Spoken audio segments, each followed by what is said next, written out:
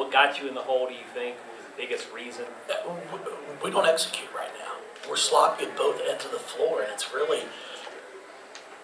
I mean, again, I'll take the blame for it, you know, but at some point in time, it's shit we work on in practice.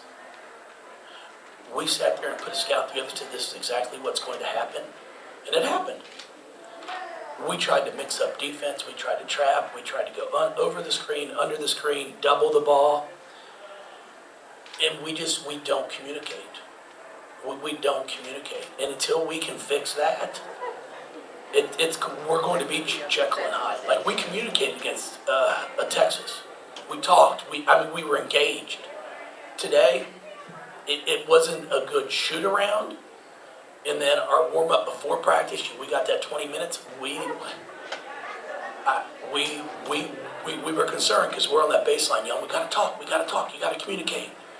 And today, for some reason, we just didn't do it. Is that an energy intensity type thing? Well, I think it's a gut check right now. No, I think it's a gut check. You really got to find out what's inside of it. Haley didn't have any problem. I ran Haley and Mikasa in the ground for 3 straight days. But unfortunately, like I told him in the locker room, it's going to continue because you guys have to play. Because they compete. They compete. I don't know what I'm getting for anyone consistently. Those two are out there competing. I thought O had a really good second half. First half, we were trying to throw it to the post. We were looking to go inside out, and we just couldn't finish. We couldn't convert. We turned them over 20 times, but we only get 16 points off of those 20 turnovers. You can't, it don't matter if you turn somebody over if you can't make a layup. How many layups did we miss? As a coach, I don't know what the hell I'm supposed to do. If you can't make a layup, it comes on you after a while. You got to get your ass in the gym. You got to dedicate yourself. I love these kids. They're great. They're great people. But I got to find out what kind of heart they have. Because it is gut check. We're just not where we need to be. And unfortunately, because some kids aren't performing at the level they need to perform at, and I'm not talking being like first team all ACC, first team all American. I'm talking about being good basketball players.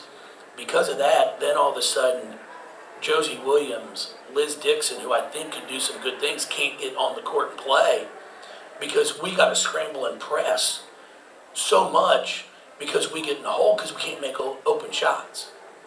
You just can't rely on Haley. She shot 50% from the field tonight. She played well. I know Costco's 1 for 5, but the layup at the end. The kid's got her hand on her back, pushes her. You probably ain't gonna make it, but she's out there with 4 assists, 0 turnovers, 3 steals, 5 boards. She does everything else. Goes 4-4 at the line for us. So we gotta gut check. We cut it to 3 or 3 at a time, and then we're getting them. We got chaos going, and we stand and watch, and they back cut because we have no idea where our man is, and they shoot a layup. It just daggers, and that's discipline and that's toughness. And unfortunately, right now, we don't have it, and that's been our identity here at Louisville for 16 years. I was going to ask you about the rebounding, too, in that regard. You were so mad about it We the sucked. first night, and then it seems like it repeated again. Oh, it repeated all right. Rinse and repeat. I don't know. I don't know what to tell you. We do rebounding drills. We work on it, constantly tell them, do not run to the basket. The only one you're going to get when you're standing under the basket is the made basket. You have to rebound outside that restricted area.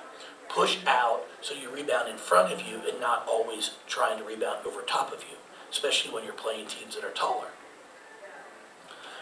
But it's not like South Dakota State was all that much taller than us. But they crashed the glass. We did not crash the glass.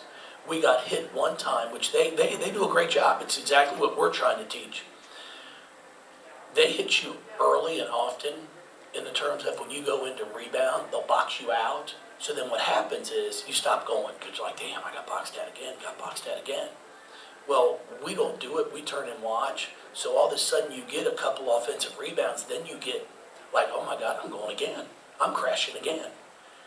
And that's what they do. And it's impressive. I mean, you have to tip your hat to all of them. I mean, Aaron does a great job. I've said the guy's been there for 23 years, and it's not because they're just being nice to him. It's because he puts a great product out there, and his kids, they play their ass off. The other thing I wanted to ask you about was Maya selling for them. I think when you guys had them wobbly, she kind of steadied them. She had 10 of the last 11 Oh, points she for made some them. big-time shots. Yeah. She made a couple tough ones. Right. Also dove on the floor at one point and beat 2 players, I think of yours, for a rebound. Yeah. You know, just Crucial she felt times. like she kind of, you know, took over in a way that you would expect an upperclassman or Well, hope they could do. No, she's big time, and we knew that. It's not an accident, you know. Like I thought we defended the 3 well. Yeah, they made 2 of them back to back there, I think, to get it to 17. But they end up 3 of 19 from 3. But I hate to see the number of O boards they got off of long rebounds because we didn't put a body on somebody.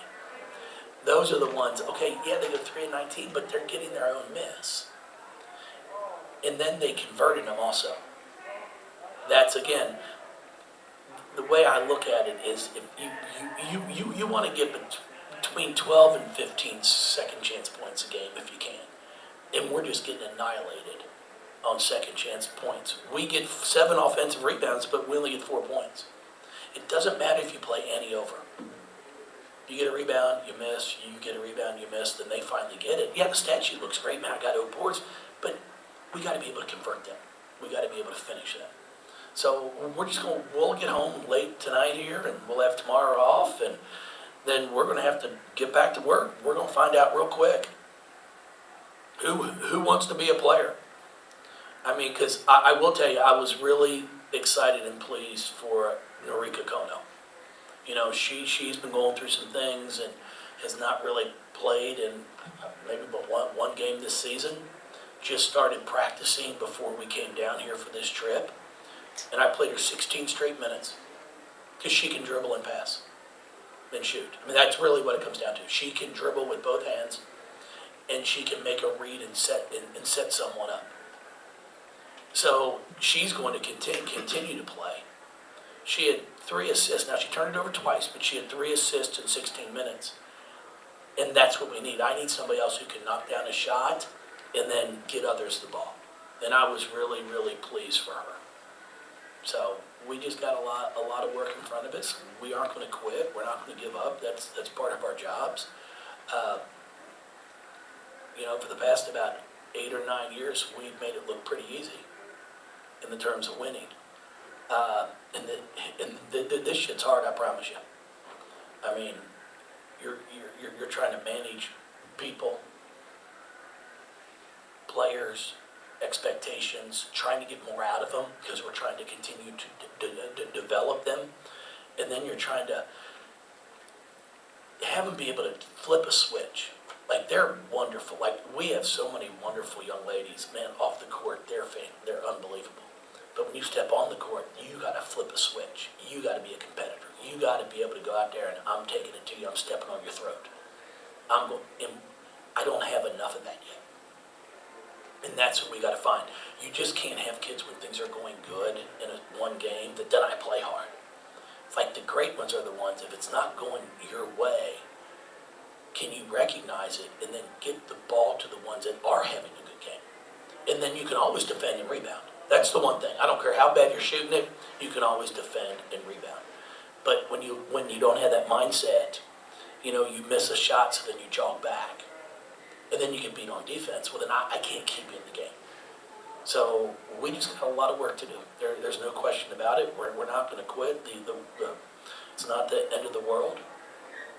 I'm sure some of our fans might feel it's the end of the world. I promise you it's not. And we're just going to have to get out here and practice and keep grinding and keep competing because we show glimpses of being really good. We're just not able to sustain it for a long period of time yet. Other questions on Zoom? Hey Jeff, Alexis from the CJ. Two questions for me. The first one, just how do you develop that mentality that you're just talking about in these players and get them to have that, I guess for lack of a better term, killer instinct? Well, we're just gonna have to continue to make practice as competitive as we can. And then, you know, as Bobby Knight once said, it's amazing at times what that, like 6 inches of foam on those chairs on the bench can sometimes make your brain start reacting about going harder and playing harder. So I'm just gonna have to sit some kids. And then if that doesn't do it for them, then I'm just gonna have to find 5, 6, hopefully a 7 that will just give us everything we have, and then figure out how we're gonna play with those 7. And then my second question, Morgan was noticeably, absent from, I think she only played 9 minutes or something like that tonight. I guess what went into the decision to kind of hold her? Well, no, there wasn't a holder. She wasn't doing anything. She played for 9 minutes. We told her exactly how they were going to play her. They were going to challenge her to have to shoot a pull-up jump shot. You're not going to be able to just get to the rim. They are going to step in front from the ball side and force you into charges. And everything we said that they were going to do, she helped them out with. She had 3 turnovers, and 2 of the 3 were charges. She did not take a shot in 9 minutes of play. It's like I can't just keep her out there if I'm not going to get something. At least energy, bust ass, whatever it is, I need something. And she just absolutely gave us nothing. So I went with someone who I thought would. But for us to be as good as I think we can be, she has to play. She's too talented. But you just can't pick and choose when you play. Like, this is a kid that dropped 28 on us last year at home. And Emily Inksler was guarding her for a while, who I think is one of the best defenders I've ever coached, and she still figured out a way to put 28 on us. So I know she's got it. We just got to pull it out of her every single night.